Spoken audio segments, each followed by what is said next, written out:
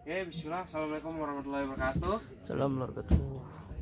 So, guys, we back again with another presentation. And so basically, this is my last presentation in this semester. So, in this last presentation, because the theme of English, so I want to talk about England. So, what I'm gonna talk about, why I'm talking about England? Yeah, because the theme is English, you know.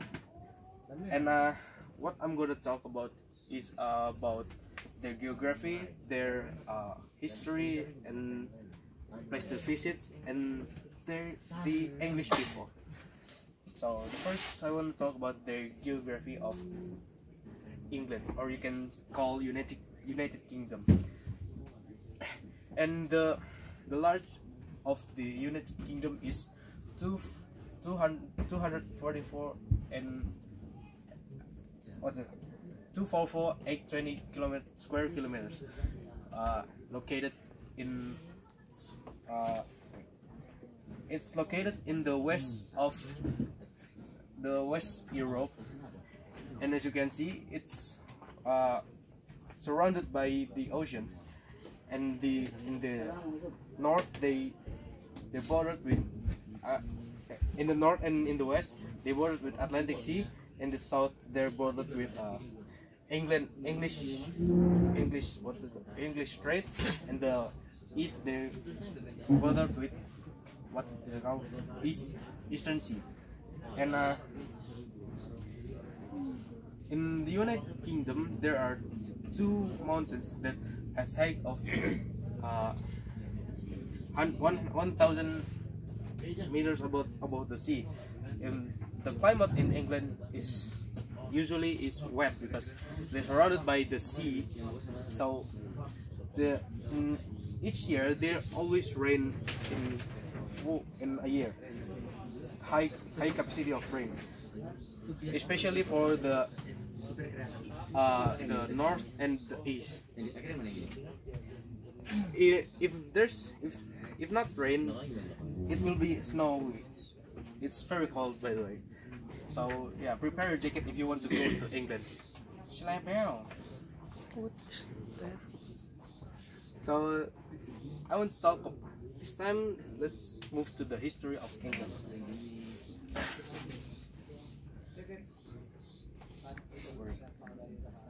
The name of England comes from the Old English word England, which means the land of angels. The angels were one of the Germanic tribes that settled in the Great Britain during the Middle Ages. Angels originated from the Angel Peninsula to the Gulf of Kiel in the Baltic Sea region. According to Oxford English Dictionary, the first known use of England River to the southern part of the island of Great Britain during a course in 997 years, and the modern spelling of the word was used in 1538. Long story short, in the modern era, London became the largest and the most populous metropolitan area in the world during the Victorian era, as well as being the most prestigious trading city in British Empire. Political upheaval at home gave rise to movements such as Chartism and suffragette, which led to legislative reforms and introduction of universal suffrage. The power shift in Central and Eastern Europe resulted in the outbreak of World War I. Hundreds of thousands British soldiers were died fighting for their country. As the part of the Allied power. 2 decades later, the World War II outbreak. Once again, Britain become the power of the Allied, become the Allied power. Becomes one of the Allied power. At the end of the Pony War, Winston Churchill became the Prime Minister. The development of war technology caused many cities were destroyed by the air attacks in the event of the Blitz. After the war, the British Empire pursued the policy of decolonization of its colonies. And as you can see, this is their iconic suit that you can see in every castle that you come to. So it's usually standing in the side of the castle or in front of it for days. And this time, these are the place to visit in England. The first place is Windsor Castle. This is one of the many castles in England, but the advantage of this castle is the largest and oldest inhabited castle in the world, which has been home of 30 kings and our Queen of England. And the Windsor Castle is located in Windsor, England.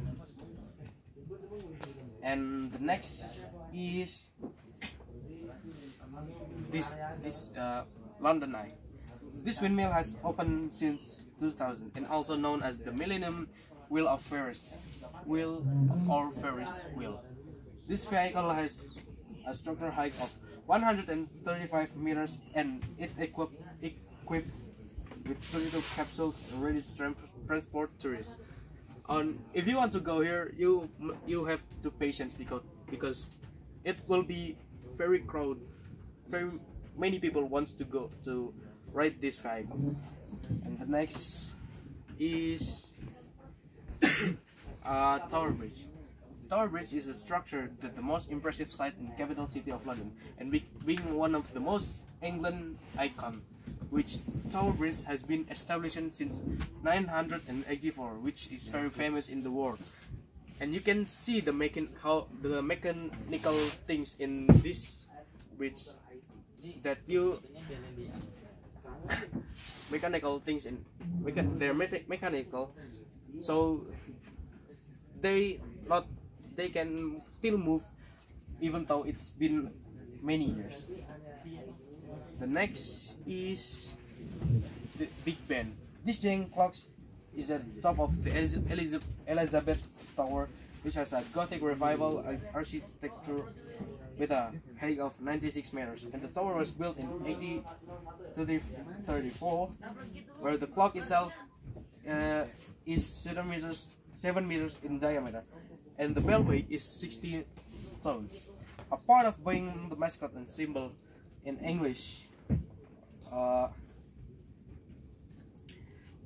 Big Ben is visited by many tourists because of its interesting historical value. The next is Stonehenge. You might know this because it's usually many films that were shot in this Stonehenge. Is the one of the most important historical sites in the past world, which is Stonehenge is a historical heritage built by culture by living now written records in history, so that until now it has caused debate among researchers.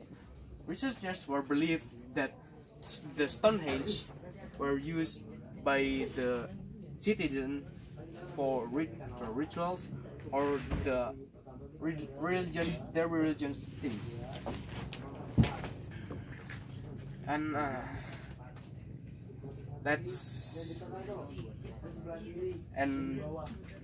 this time I want to talk about the English people, like what English do in their daily, and what we can take from the English people behavior. So the first, they are very disciplined about time management. So they're so rare to see them late, and not just the time management. They are so obey to the rules, and resulting the street of the England were as you can see, the street of England is kind of clean. I don't know, I haven't gone there. And the second is respect others. Like there's so decency about it. And they're not hesitate to say thanks or help or some sort of that, and uh, they're so respect to other privacy. And the next is they love reading. This is the important thing because of what Indonesia has been. Indonesia becomes the second less readers in the world, and this is the reason why Oxford exists, Harvard exists, Imperial College exists, because they love readings. They're very curious about the thing that they don't know. So let's take a break. Okay, thank you for this. Marks the end of my presentations in this semester. I think that's all from me. I'm sorry for my mistake also in this semester. Assalamualaikum warahmatullahi wabarakatuh.